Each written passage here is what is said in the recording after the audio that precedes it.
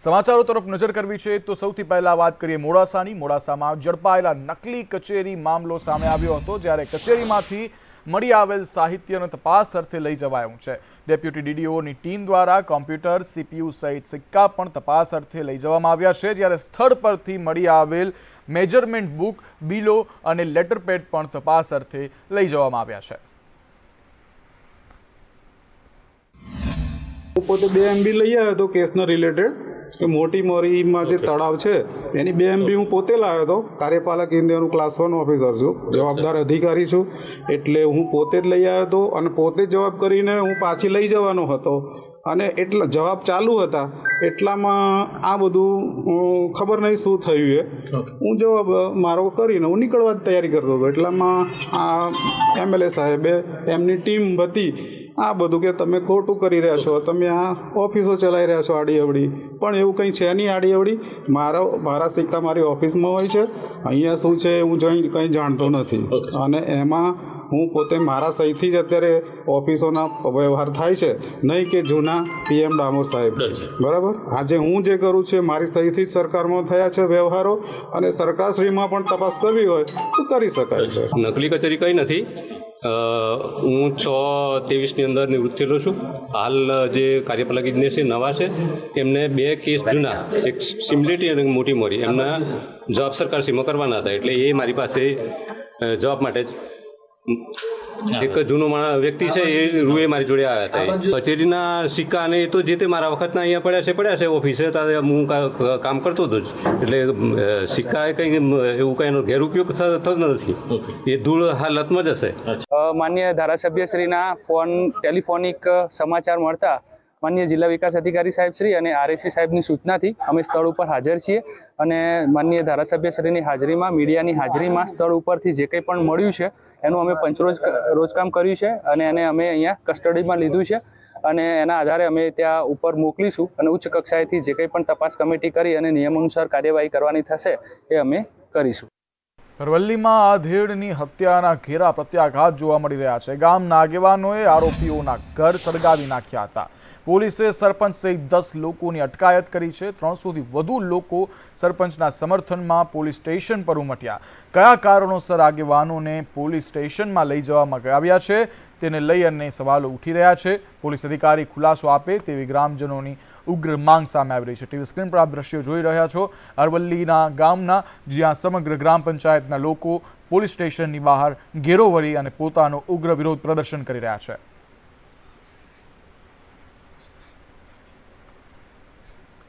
ત્યારે વડોદરામાં ભાજપ કાર્યકરનું સારવાર દરમિયાન મોત થયું છે। ગોપાલ ચુનારા પર 9 મેના રોજ હુમલો કરવામાં આવ્યો હતો। 14 દિવસની સારવાર દરમિયાન આજ તેનું મોત થયું છે। બાળ લગ્નની માહિતી આપવાની શંકાએ હુમલો કરવામાં આવ્યો હતો। પોલીસે 2 આરોપીની ધરપકડ પણ કરી છે અને આગળની કાર્યવાહી પોલીસ દ્વારા હાથ ધરવામાં આવી છે। એડ કરીને આગળની કાર્યવાહી કરેલી છે અને જે કંઈ બી આરોપીઓ હતા એ બંને અમે પકડી પાડેલ છે। બનવાનું મુખ્ય કારણ એવું હતું કે આજે ગોપાલભાઈ ચુનારા છે એ બક્ષીપંચ મોરચાના પ્રમુખ હતા અને ઘણીવાર એમનામાં ઇન્વોલ્વ હતા। જે આરોપીઓ છે એમને મન દુઃખ એવું હતું કે ઘણીવાર આ બાળ લગ્નોમાં કંઈક ઇન્વોલ્વ હતા અને બાળ લગ્નોની જે માહિતી હતી એની ઘણીવાર અરજીઓ છે આ ગોપાલભાઈએ એમના વિરુદ્ધ કરેલી હતી અને એનું મન દુઃખ આ 2 ભાઈઓને હતું અને જે તે દિવસે ફક્ત એમણે માર મારેલ હતો અને એ માર મારવામાં જે ઈજા થયેલી હતી એ ઈજાઓ પછી સિરિયસ બની હતી અને આજે એમનું મૃત્યુ થયું। તો ભાજપ અગ્રણી ભૂપત શેઠિયાને ધમકી મળી છે। મુંબઈના ભજનીકોએ ધમકી આપી છે। જૂનાગઢનો આ કેસ છે જ્યાં જાનથી મારી નાખવા માટેની ધમકી આપવામાં આવી છે। વોર્ડ નંબર 1ના પૂર્વ કોર્પોરેટર છે ભૂપત શેઠિયા। અગાઉના મનદુખમાં તેઓને હાલ ધમકી આપવામાં આવી છે। ફોન પર ધમકી આપતા પોલીસે ફરિયાદ નોંધી છે અને આગળની તપાસ હાથ ધરી છે।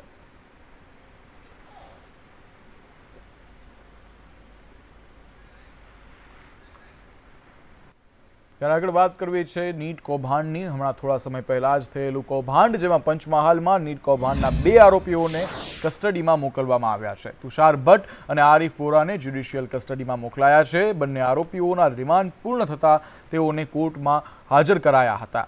જોકે પરશુરામ રોય, વિભોર આનંદ, પરસોત્તમ શર્મા આ તમામને રજૂ પણ કરવામાં આવશે. ત્રણેય આરોપીઓના આવતીકાલે રિમાન્ડ પૂર્ણ થઈ રહ્યા છે, જેને લઈ અને હાલ તેઓને કોર્ટમાં આવતીકાલે હાજર કરવામાં આવશે.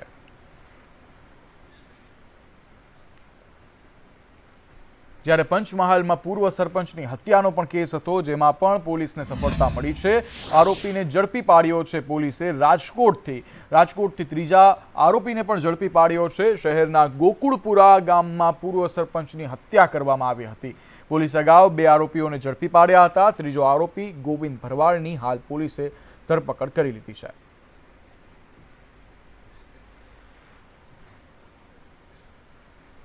આજકાલ નકલી બિયારણોએ ચકચાર જગાવી છે. પહેલા વેરાવળમાંથી 400 થેલી કપાસના નકલી બિયારણનો જથ્થો ઝડપાયો. ત્યારબાદ હવે ઉપલેટામાંથી પણ નકલી બિયારણનો જથ્થો ઝડપાયો હતો.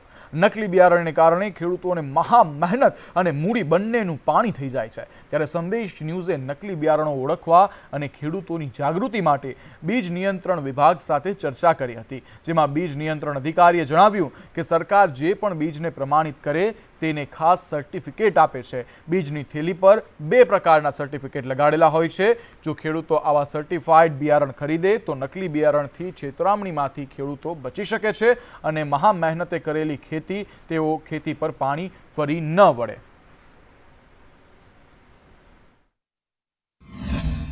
શું કહેશો, કઈ રીતે નકલી અને અસલી બિયારણની ઓળખ હોય છે અને સર્ટિફાઈડ સીડ શું કહેવાય છે?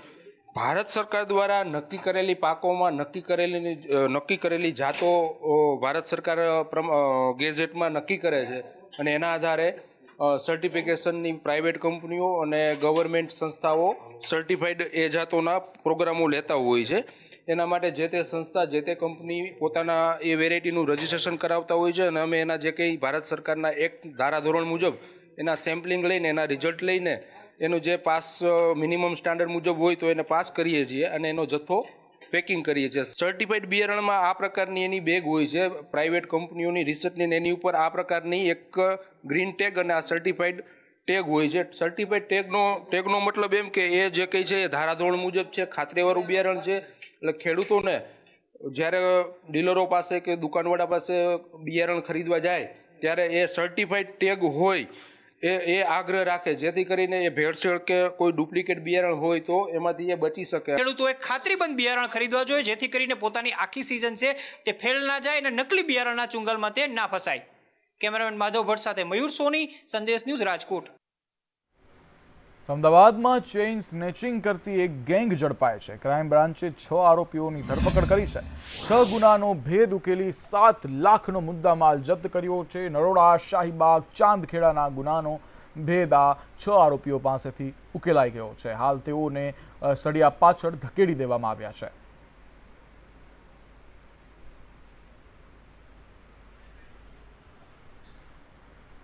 જ્યારે બારડોલી રેલવે ફાટકના હાઇટ ગેજમાં એક ડમ્પર ફસાઈ ગયું છે. બારડોલીના ધામદોડ રેલવે ફાટક નજીકથી આ ઘટના સામે આવી રહી છે. આપ ટીવી સ્ક્રીન પર દ્રશ્યો જોઈ શકો છો. જ્યારે ડમ્પર હાઇટ ગેજમાં ટકરાતા ગેજ તૂટી પડ્યો છે.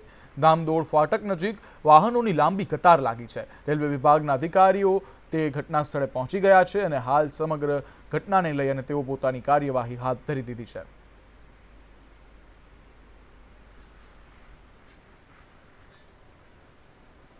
હાલ ખબર નથી પડી રહી કે આપણે જંગલમાં રહીએ છીએ કે જંગલી પ્રાણીઓ કોન્ક્રીટના જંગલમાં રહી રહ્યા છે. ભરૂચમાંથી એક સમાચાર સામે આવ્યા કે ભરૂચના સિલુડી ગામ નજીક દીપડાએ દેખા દીધી છે. ફાર્મ હાઉસ નજીક દીપડો લટાર મારતો દેખાયો. શિકારની શોધમાં આંટાફેરા મારતો આ દીપડો દેખાયો.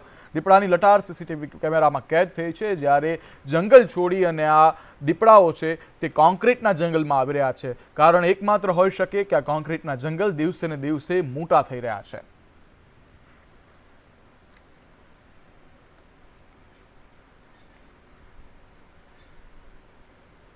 ધમધોકાર ગરમી છે ત્યારે કન્સ્ટ્રક્શન સાઇટ પર મજૂરો કામ કરી રહ્યા છે. આને લઈ અને સંદેશ ન્યૂઝે એક અહેવાલ પ્રસારિત કર્યો હતો અને ત્યારબાદ એએમસી તંત્ર એક્શન મોડમાં આવી છે.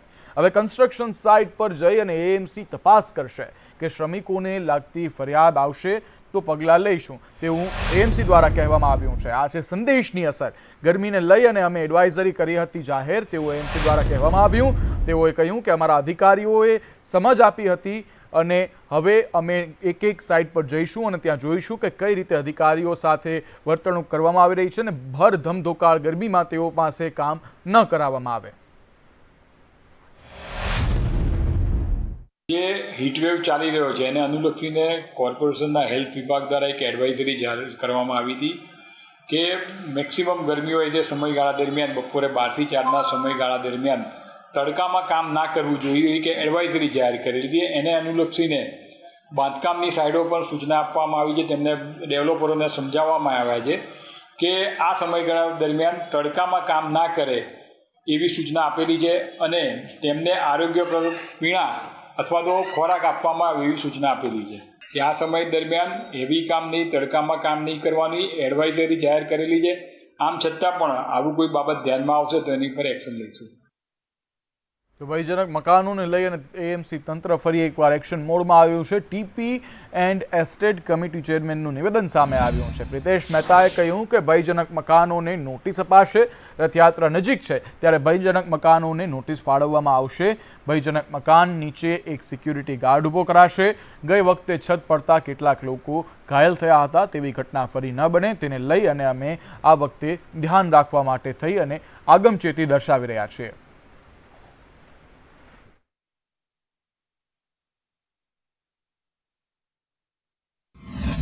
આગામી 7મી જુલાઈને અમદાવાદમાં નીકળવા ભવ્ય રથયાત્રાને અનુલક્ષીને જેનો પરંપરાગત 17થી 18 કિલોમીટરનો રૂટ છે એ રૂટ પર આવતા તમામ વિસ્તારમાં જે ભયજનક મકાનો હોય અથવા તો કોઈ જગ્યાએ પબ્લિકને અનુકૂળ ના હોય એવા મકાનો સર્વે કરવાની સૂચના આપવામાં આવેલી છે. સાથે સાથે કોઈ અપ્રિય ઘટના ના બને તો આવા ભયજનક મકાનો છે એની ઉપર એક સિક્યુરિટીની પણ વ્યવસ્થા કરવામાં આવી છે જેથી કરીને કોઈ આ મકાનનો વપરાશ ના કરે એની સૂચના આપેલી છે અને એનો કડકપણે અમલ થાય તે જોવાની સૂચના આપી દીધી છે. ધમધોકાળ ગરમી છે અને ફળોનો રાજા એટલે કેરી જે ઉનાળામાં આવે છે ત્યારે કેરીને લઈ અને વડોદરામાં તંત્ર જાગ્યું છે. વડોદરામાં કેરીના રસના વિક્રેતાઓને ત્યાં ચેકિંગ કરવામાં આવી રહ્યું છે. બરોડા ડેરી નજીક અગ્રવાલ ડેરીમાં ફૂડ વિભાગના દરોડા પડ્યા છે જ્યારે આરોગ્ય વિભાગે 10થી વધુ સ્થળે તપાસ હાથ ધરી છે અને કેરીના રસના સેમ્પલ લઈને તપાસ માટે મોકલવામાં આવ્યા છે. અગ્રવાલ દુગ્ધાલયની અંદર ચેકિંગ ચાલે છે. અત્યારે ઉનાળાની સિઝનની ઋતુને ધ્યાનમાં લઈ મેંગો મિલ્કશેક કેરીનો રસ છે આ નમૂના લેવામાં આવે છે. આ નોર્મલ દર ઉનાળામાં ચાલે છે એ રીતે સેમ્પલિંગની કામગીરી ચાલે છે. અમદાવાદમાં ગરમીથી બચવા માટે સ્પ્રિંકલર પ્રોજેક્ટ બનાવવામાં આવ્યો હતો જે આપણે સૌ કોઈ જાણીએ છીએ. તેને લઈ અને વિપક્ષના નેતા શહેજાદ ખાન પઠાણના પ્રહાર જોવા મળી રહ્યા છે. અમદાવાદમાં સ્પ્રિંકલર પ્રોજેક્ટને લઈ અને સવાલો ઉઠાવ્યા છે જ્યારે શહેજાદ ખાને કહ્યું છે કે પાયલોટ પ્રોજેક્ટનું બાળમારણ થયું છે. કાંકરિયા શાહ આલમમાં સ્પ્રિંકલર લગાવ્યા જે બંધ હાલતમાં છે. એએમસીનો પ્રોજેક્ટ ચાલશે કે કેમ એ કહેવું મુશ્કેલ હોય છે. બીટ ધ હીટ નામે પાયલોટ પ્રોજેક્ટ શરૂ કરાયો હતો. આ સમગ્ર નિવેદન શહેજાદ ખાન દ્વારા આપવામાં આવ્યા છે અને સાથે જ તેઓએ અનેક પ્રહાર તંત્ર અને સરકાર વિરુદ્ધ કર્યા છે. अहमदाबाद म्युनिसिपल कॉरपोरेशन बीट तो हीट नहीं कर रहा है लेकिन कहीं ना कहीं खुद का आयोजन अनसक्सेसफुल इस तरीके से साबित हो रहा है कि जितने भी 4 रास्ते पे वाटर स्प्रिंकलर लगाए थे वो सभी वाटर स्प्रिंकलर अभी बंद हालत में है. एक भी वाटर स्प्रिंकलर इतनी गर्मी में जब तापमान 45 से 46 डिग्री रहता हो, जिस वक्त वाटर स्प्रिंकलर की सबसे ज्यादा जरूरत हो, उसी समय अहमदाबाद म्युनिसिपल का ये आयोजन पूरी तरीके से फेल नजर आता दिखाई दे रहा है. નાફેડમાં હાલ ચૂંટણી થઈ હતી અને ત્યારબાદ ચેરમેન પદે જેઠા ભરવાડની નિયુક્તિ કરવામાં આવી હતી. આ મુદ્દે કોંગ્રેસનું નિવેદન સામે આવ્યું છે. તેઓએ કહ્યું કે નવા ચેરમેન ભાજપની ચિંતા કર્યા કરતા ખેડૂતોની ચિંતા કરે, સરકારને બદલે સહકારની ભાવના રાખે. મનીષ દોશી દ્વારા નિવેદન આપવામાં આવ્યું. તેઓ વધુમાં કહ્યું કે નાના ખેડૂતો માટે લાભ થાય તે માટે કાર્ય કરવું જોઈએ. અગાઉ નાફેડમાં જે કૌભાંડો થયા છે તે ન થાય તેનું ધ્યાન રાખવું જોઈએ. કૌભાંડો થયા છે તે ન થાય તેની સાવચેતી રાખે. આ તમામ નિવેદનો મનીષ દોશી દ્વારા આપવામાં આવ્યા છે. હું અપેક્ષા રાખું છું નવનિયુક્ત ચેરમેન આગળ કે તેઓ ભાજપાની ચિંતા કર્યા વિના પોતાના અંગત લોકોની ચિંતા કર્યાને બદલે ખેડૂતોની ચિંતા કરે તો જેથી કરીને ગુજરાતના ખેડૂતોને, દેશના ખેડૂતોને લાભ થાય. નાફેડના નવનિયુક્ત ચેરમેન સરકારને બદલે સહકારની ભાવનાથી ખેડૂતલક્ષી કાર્યક્રમો આપે અને લોકો સુધી એનો લાભ પહોંચે. નાનામાં નાના ખેડૂતને, ખાસ કરીને નાના ખેડૂતોને એનો વધુ લાભ મળે. અને ભૂતકાળમાં જે રીતે નાફેડના માધ્યમથી ખરીદીમાં કૌભાંડો થયા, એવા કૌભાંડો ન થાય તેવી હું આ તકે એમની ધ્યાન ઉપર મૂકવા માગું છું. ત્યારે ચૂંટણીનો રંગ જામી ચૂક્યો હતો અને હાલ ચૂંટણી થઈ ચૂકી છે અને બધા જ પડઘમ શાંત થઈ ગયા છે. હવે સમય છે 4 જૂનનો, જ્યારે પોરબંદર ભાજપના ઉમેદવારની એક્સ પર પોસ્ટ સામે આવી છે. ભાજપના ઉમેદવાર અર્જુન મોઢવાડિયાએ ટ્વીટ કર્યું છે. એક્સ પર પોસ્ટ કરીને કોંગ્રેસ પર આકરા પ્રહારો કરી અને કોંગ્રેસની 5 થી 6 સીટ જીતવાની આશા ખોટી છે તેવું નિવેદન અર્જુન મોઢવાડિયાએ પોસ્ટ કરીને આપ્યું છે. વધુમાં તેઓએ કહ્યું કે ગુજરાતમાં ભાજપ આ વખતે પણ 26 સીટો જીતશે.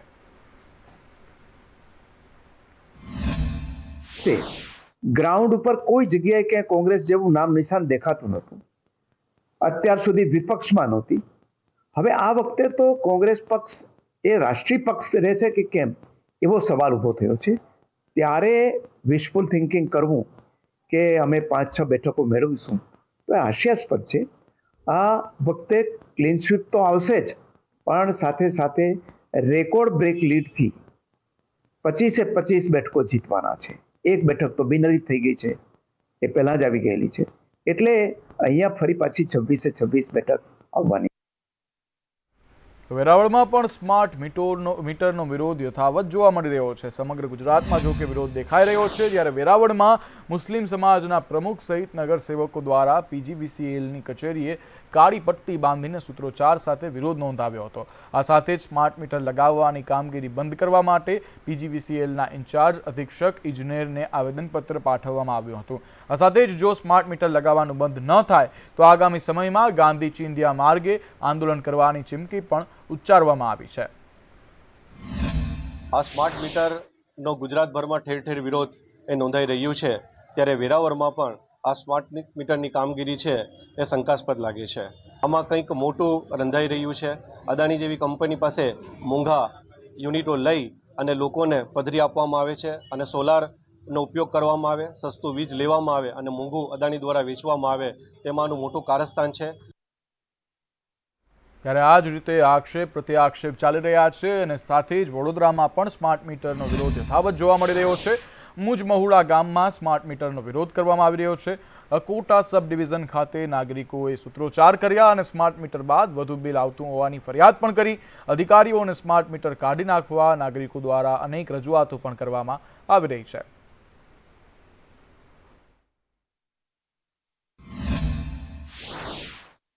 અમારા 15 દિવસનું લાઇટ બિલ અમારું 3000 રૂપિયા લાઇટ બિલ આવ્યું છે.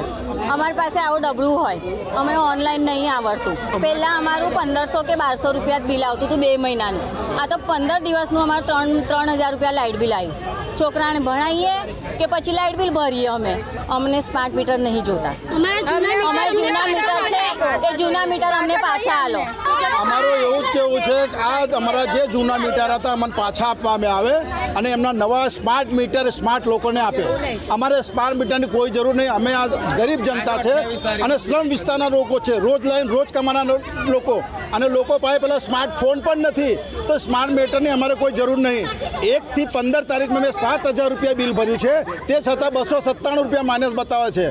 અમે કમાઈને લાઇટ બિલ જ ભરીએ કે છોકરા છરીએ ભણાવીએ કે શું કરીએ, અમને તો થકી સમજણ નથી પડતી. એક બહેનોને પૂછ્યો, બધા બંગલે કામ કરીને વાસણ ઘસીને કપડાં ધોઈને પૈસા લાઈન મીટર ભરે છે. ત્યારે સમગ્ર રાજ્યમાં સ્માર્ટ મીટરને લઈને વિરોધ દેખાઈ રહ્યો છે. ત્યારે આ બાબતને લઈ અને સ્માર્ટ મીટરમાં 9 લાખના બિલ અંગે MGVCLના MDનું નિવેદન સામે આવ્યું છે. તેઓ એટલે કે તેજસ પરમારે કહ્યું છે કે આ માનવીય ભૂલ હતી, ના કે કોઈ મશીનની ભૂલ. જૂના મીટરના છેલ્લા રીડિંગ બાદ એન્ટ્રીમાં ભૂલ થઈ હતી. આ ભૂલ સુધારી લેવામાં આવી છે.